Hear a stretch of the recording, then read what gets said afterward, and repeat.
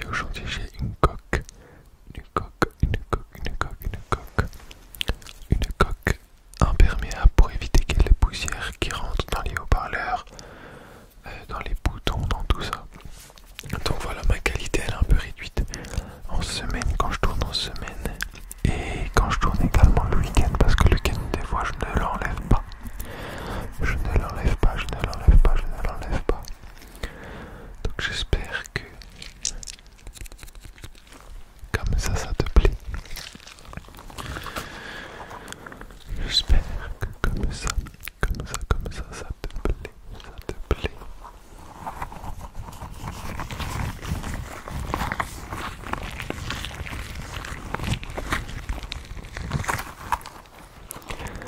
Je vais un peu parler de ma formation. Donc, parce qu'en fait c'est la période Parcoursup. Parcoursup.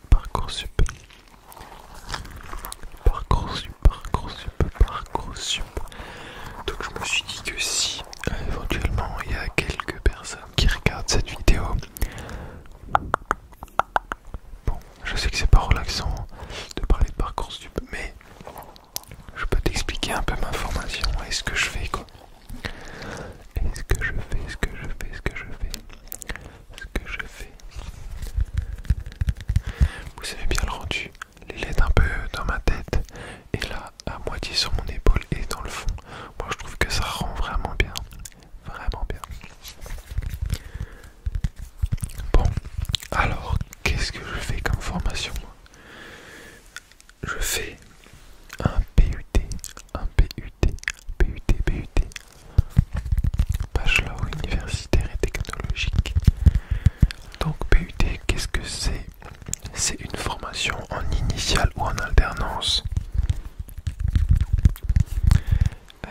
Donc après le bac, après avoir passer le bac, c'est une formation en 3 ans. 3 ans. Et dans cette formation, donc moi c'est un PUT génie civil et construction durable.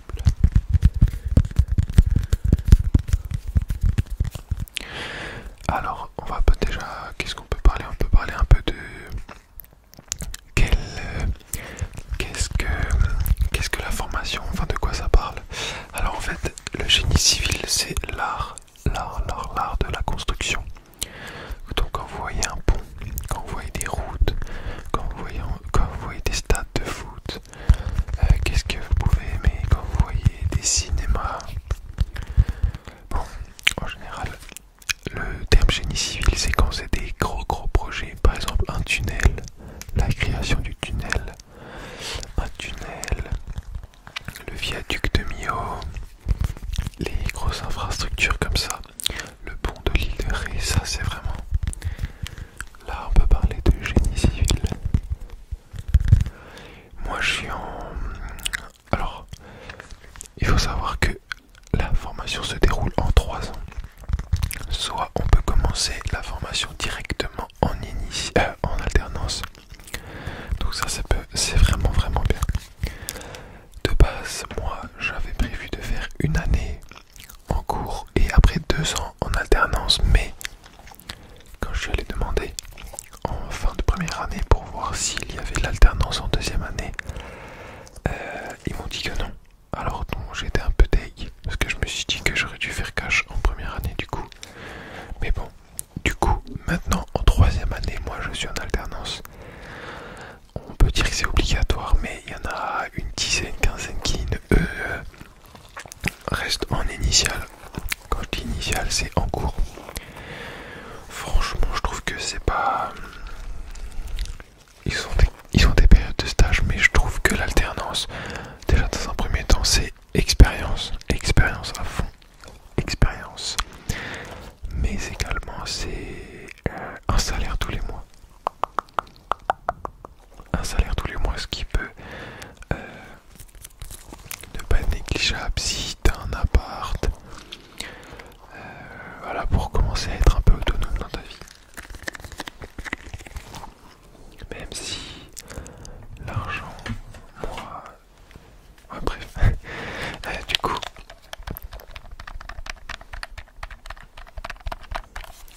moi je suis à partir de la deuxième année. Donc première année c'est vraiment tu regardes tout, tout ce qui est construction de ponts, les bâtiments, les terrassements, toutes les parties du bâtiment, l'isolation, la structure,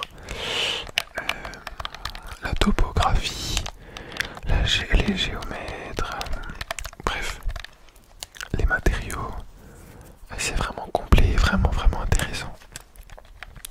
C'est vraiment hyper complet. Bon, il y a des matières qui sont vraiment pas intéressantes. Ça, je te l'accorde.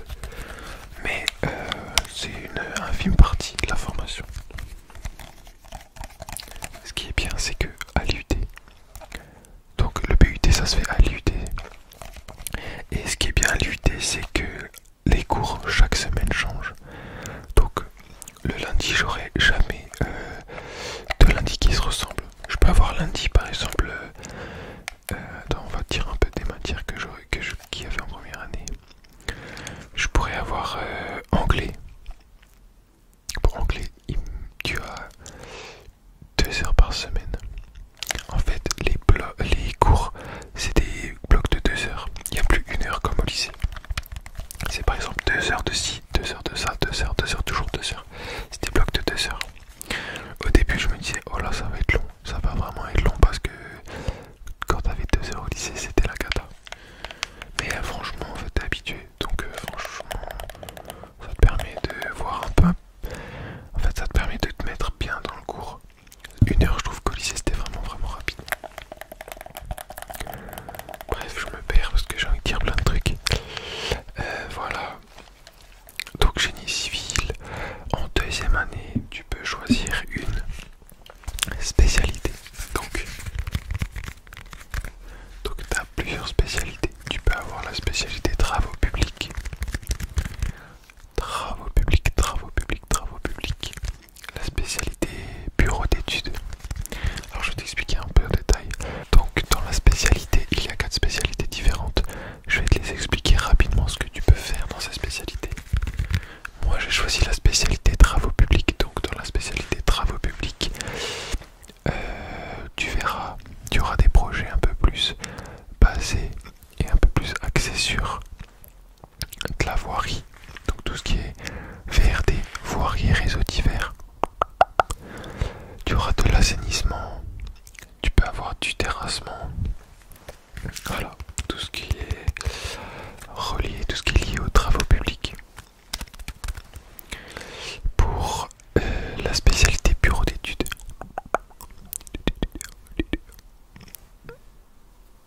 donc pour les bureaux d'études, quand tu es au bureau d'études, tu fais de la conception, tu fais des calculs de charge, des calculs pour calculer l'isolation d'un bâtiment, pour calculer la structure.